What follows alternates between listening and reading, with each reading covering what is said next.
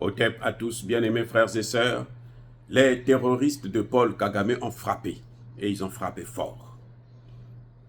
Ils ont réussi cette fois-ci à neutraliser, à tuer deux instructeurs russes et blesser plusieurs. Ah oui. Et ça, c'est la faute de Tshisekedi. C'est sa responsabilité. Pourquoi je dis c'est sa responsabilité? Vous savez, regardez par exemple la MONUSCO. Aujourd'hui, la population est obligée de sortir pour stopper un convoi de la MONUSCO. La population, hein, ils sont sortis, ils ont stoppé tout un convoi. Ce n'est pas un camion, ce n'est pas deux, c'est plusieurs. Près d'une dizaine. Toute une colonne de camions qu'ils ont stoppé, ils disent repartez, on ne veut plus vous voir ici. Et ils ont fait reculer les Nations Unies. Ce n'est pas le rôle de la population. Ils n'ont que les mains vides. C'est le rôle de l'État qui détient la souveraineté qu'on lui a donnée. Tshisekedi a été élu pourquoi? C'est pour assurer la protection, la sécurité de ces gens-là. Il met en insécurité ces gens. Les Nations Unies, il y a des moments où ils ont tiré sur la population. Cette fois-ci, heureusement que les militaires ne sont pas venus intervenir parce que d'habitude, Tshisekedi lui-même demande aux militaires d'intervenir pour calmer la population qui est surmontée. Et puis bon, les militaires sont obligés de tirer. Et ça n'a pas de sens. Il faut que ça s'arrête.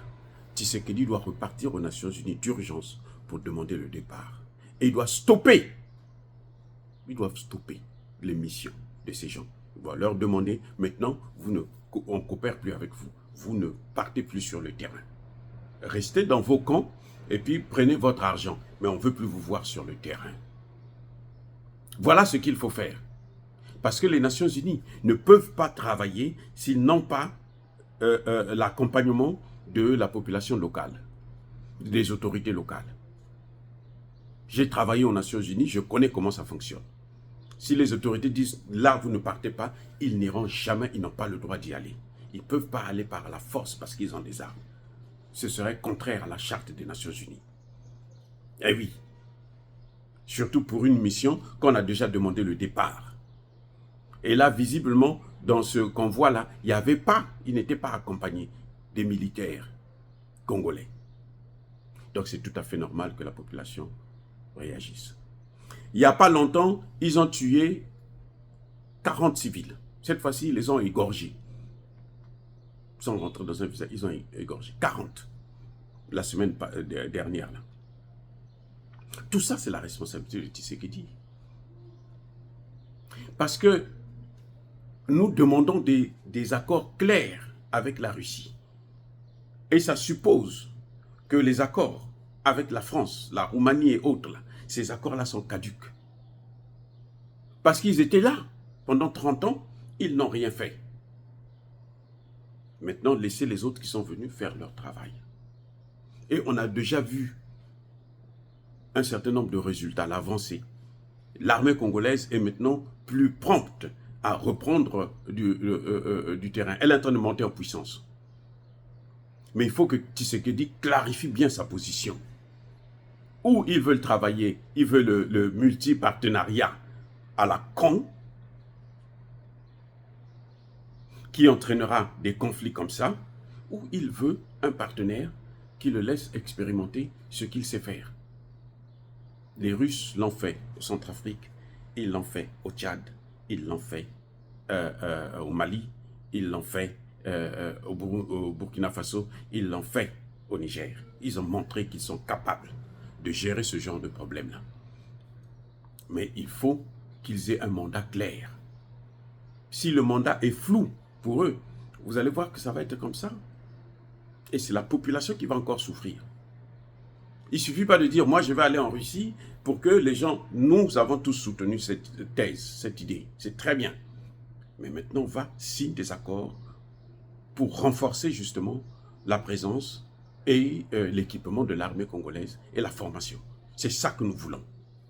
Nous voulons la formation. les Français et les Belges, les Américains et les Allemands, les Anglais et les autres ont eu 60 ans pour former l'armée congolaise. Ce qu'ils ont fait là, c'est ce que nous voyons là, le résultat. Cette incapacité à vaincre un petit pays comme le Rwanda. Voilà la formation qu'ils ont donnée à vos gars. Alors, on va continuer avec ce genre de cinéma, jouer encore avec la vie des gens. Non. Donc, M. Tshisekedi, vous devrez très rapidement prendre vos responsabilités. 1. Pour faire pression sur les Nations Unies, la MONUSCO, pour qu'ils puissent partir. C'est ce que demande la population. 2. Pour signer des accords clairs avec la Russie. Je vous rappelle encore, M. Tshisekedi, que la bombe atomique qu'on a utilisée à Nagasaki et à Hiroshima, on a utilisé l'uranium du Congo. Les Congolais sont de ce fait responsables. Maintenant, il faut arrêter ça.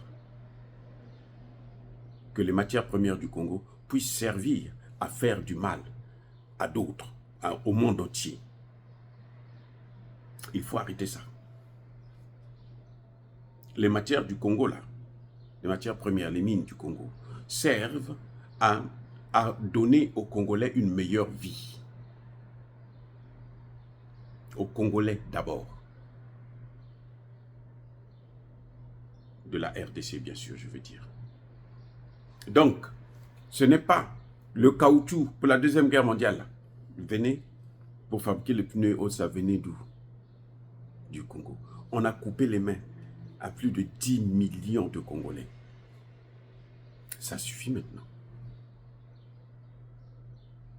Les Russes, ce n'est pas les Russes qui ont fait ça. Ce sont les mêmes que vous caressez. Quand vous voyez, vous balader en France, maintenant là vous vous calmez un peu, tant mieux. J'espère que maintenant vous n'allez plus sortir pour vous balader comme vous voulez. Pour aller faire le tourisme. Vous n'êtes pas un touriste.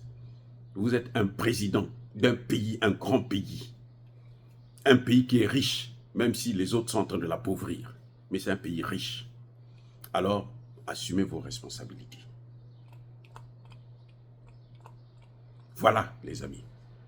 Donc, je crois que Kagame est en train de jouer avec le feu. Kagame est en train de jouer avec le feu. Mais ce feu-là va finir par le brûler. Je demande seulement à la population congolaise, surtout à l'est du Congo démocratique, d'avoir foi en la capacité du Dieu Tout-Puissant de nous donner les moyens de vaincre ces gens. Parce qu'il existe. Moi, je ne parle pas de leur Dieu, du pape ou de quoi, machin. Non, je parle du Dieu, celui qui a créé l'homme.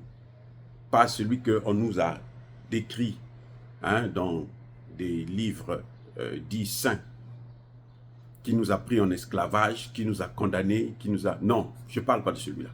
Je parle du vrai, celui de la justice. Celui-là qui nous a créés en premier et nous a tout donné, la mélanine. Que les autres n'ont pas. Personne d'autre n'a ça, la mélanine. C'est une puissance, c'est une force. Ce Dieu-là, il ne nous abandonnera pas. Il ne pourra pas laisser que l'homme puisse détruire ce que lui, il a créé. Non, c'est pas possible. Ils font tout ce qu'ils peuvent, mais... Donc la population n'a pas à se décourager, mais continuer à soutenir nos patriotes Wazalendo et aussi l'armée congolaise. Pas les complices qui sont dans l'armée congolaise, l'armée congolaise. Parce que nous avons des Congolais sérieux dans cette armée qui font un travail aussi sérieux et que nous soutenons, nous saluons. Dire cela, c'est inciter à la haine ou à la violence, non. Il y a colère, encore une fois de plus, bien aimés frères et sœurs, soyez bénis, abondamment bénis par le Dieu de Kémit et par nos ancêtres d'ici. Mais que tous ceux qui persécutent le continent africain, le pillent, le déstabilisent, qu'ils soient noirs, blancs, chinois, arabes, juifs, indiens ou qui qu'ils soient punis, maudits, foudroyés, neutralisés, écrasés, effacés par le Dieu de Kémit et par nos ancêtres d'ici. Vive l'Afrique éternelle, j'ai dit et j'assume.